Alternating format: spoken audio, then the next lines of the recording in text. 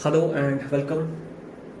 Each session is stepping stone toward confidence, success, and wisdom.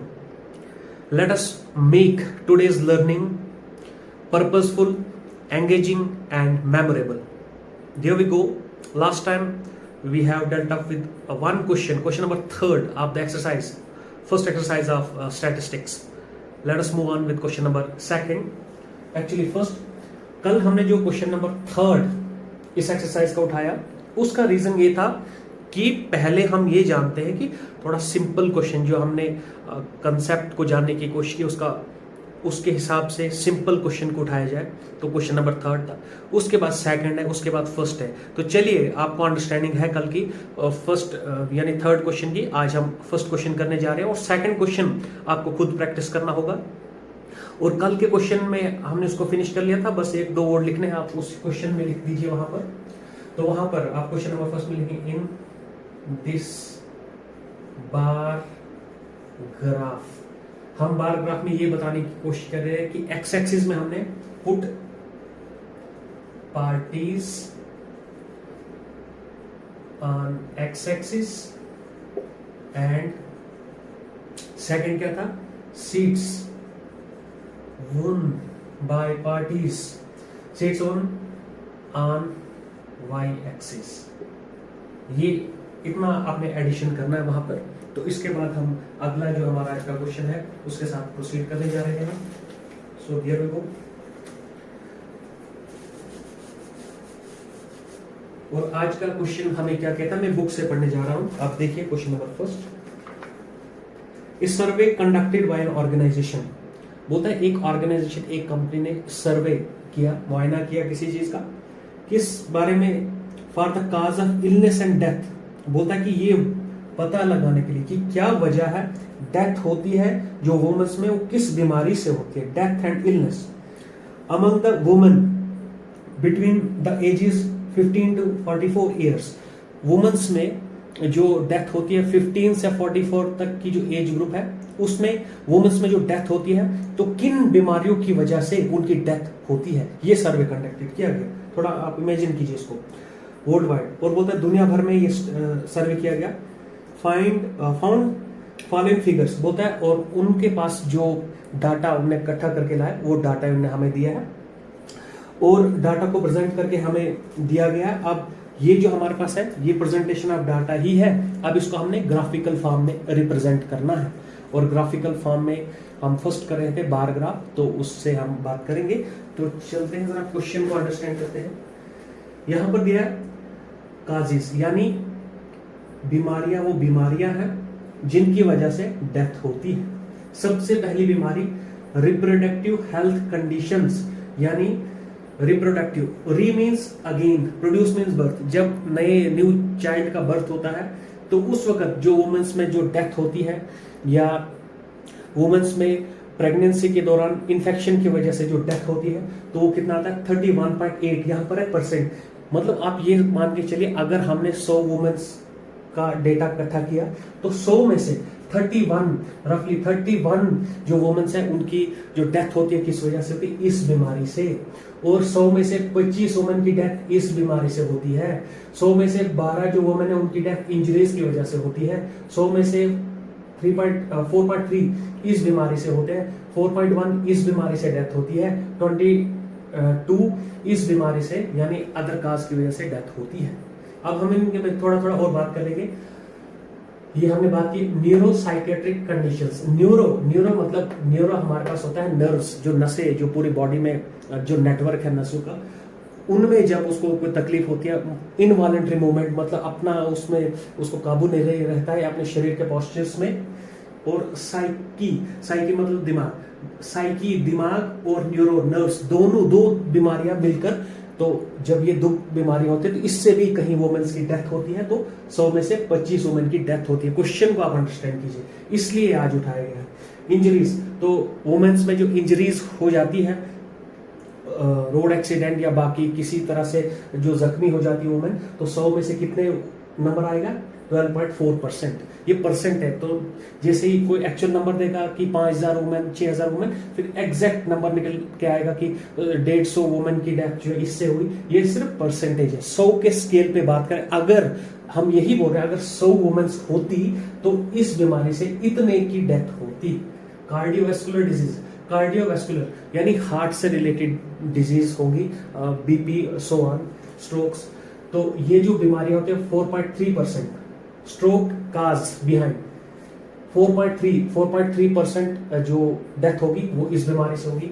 Respiratory condition, ये यानी सांस लेने के मुतालिक जो बीमारी होगी तो उससे कितने वुमेन की डेथ होती है 4.1%।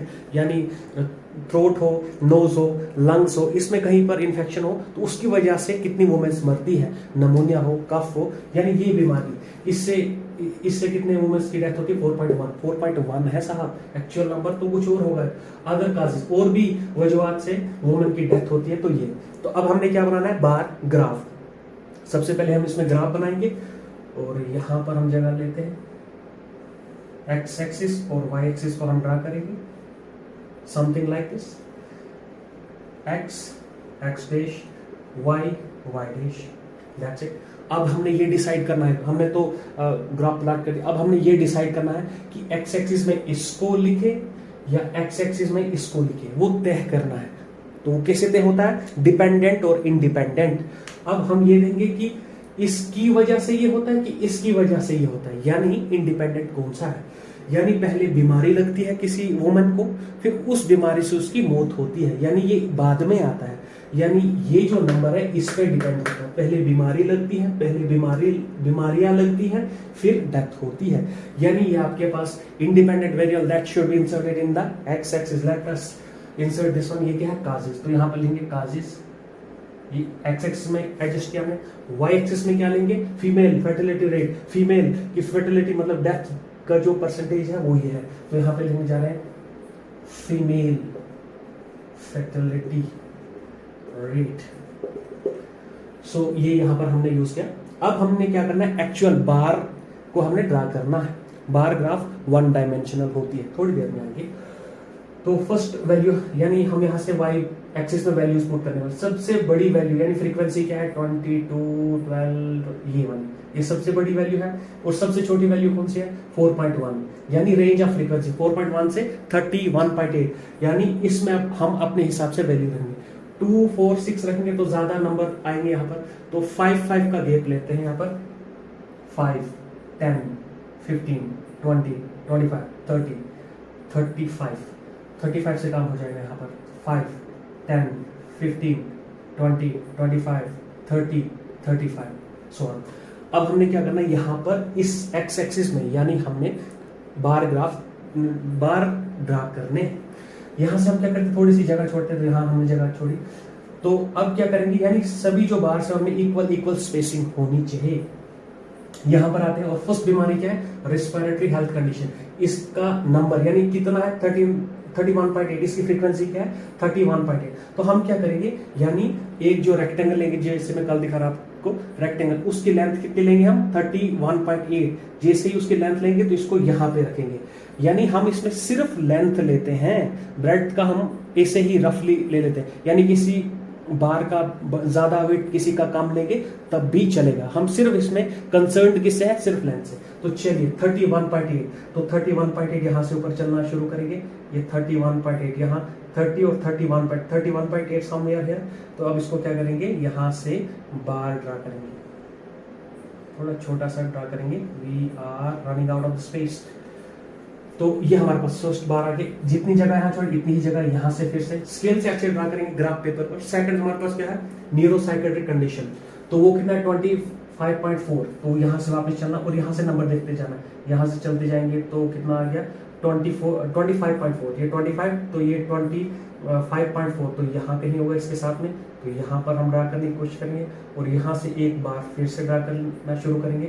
यानी मैं यही बता रहा हूँ कि इसमें सिर्फ हम ये क्या लेते हैं, लेंथ लेते हैं। ये यहाँ पर हाइट दिखता है ना, यहाँ पर लेंथ, तो लेंथ हाइट कुछ ही बोलिए, तो जितना यहाँ पे मैंने इसका लिया वेट तो इतना ही लेता हूँ। अगर मान के चलो इतना भी लूंगा तब भी कोई मसला नहीं, इसमें एक ही है, सिर्फ किससे कंसर्न है हम, लेंथ से, ब्रेड से। We are not concern about that.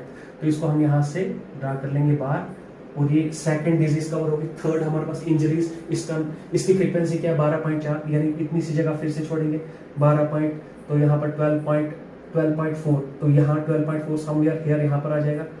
तो इसको 11 12 हो तो इसके साथ में 10 12.4 जस्ट अ सेकंड, यस, तो यहाँ पर 11 12 12.4 समवेयर है। तो यानी यहाँ से हम ये वाला ये फिर से एक बार ड्रा करेंगे, तो ये इंजरीज के लिए बाहर आ जाएगा। फोर्थ वन कार्डियोवास्कुलर कंडीशंस 4.3, तो चलिए इतनी ही स्पेस देकर यहाँ पर 4.3, तो चलिए यहाँ पर 4 यहाँ पर होगा, 4.3 समवेयर है, यानी यहाँ से यहाँ चलेंगे, ये वाला बार फिर से ड्रा कर देंगे। तो उसके बाद रिस्पिरेटरी कंडीशन 1 2 3 4 1 2 3 4 5 4.1 वापस चलेंगे यहाँ पे इक्वल स्पेस 4.1 यहाँ पर 4, तो इससे ये 4.3 ये 4.3 है, तो 4.1 समवेयर है यहाँ पर आ जाएगा, फिर से बार ड्रा कर देंगे। और नेक्स्ट चलेंगे हम अदर काजेस में कितना फ्रीक्वेंसी है 22, यानी फिर से वहां यहाँ पर इक्वल स्पेसिंग देकर 22, तो चलिए यहाँ से चलेंगे यहाँ पर 20, तो 21 22 समवेयर है, यानी यहाँ कहीं होंगे, यहाँ कहीं, तो यहाँ से हम इसको ड्रा करने की कोशिश करेंगे, तो ये हमारा बार ग्राफ बन जाएगा। अब फिर से यहाँ पर हमने स्टार्ट कैसे लेना है, यहाँ पर हम स्टार्ट जैसे क्वेश्चन फर्स्ट में लिखा, इन दिस बार ग्राफ, इस बार ग्राफ में हमने put the causes on X axis में हमने क्या रखा काजिस, यानी this is independent variable, yes another one that is y1 in put the female fertility rate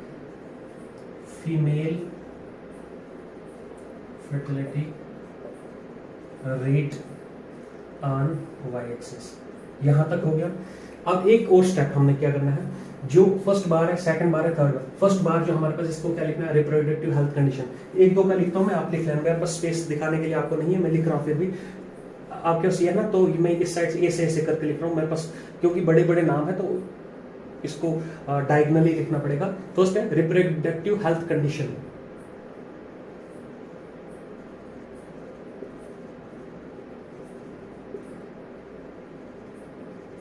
second है हमारे पास न्यूरोसाइकेट्रिक कंडीशन, तो इस सेकंड बार के नहीं चलेंगे।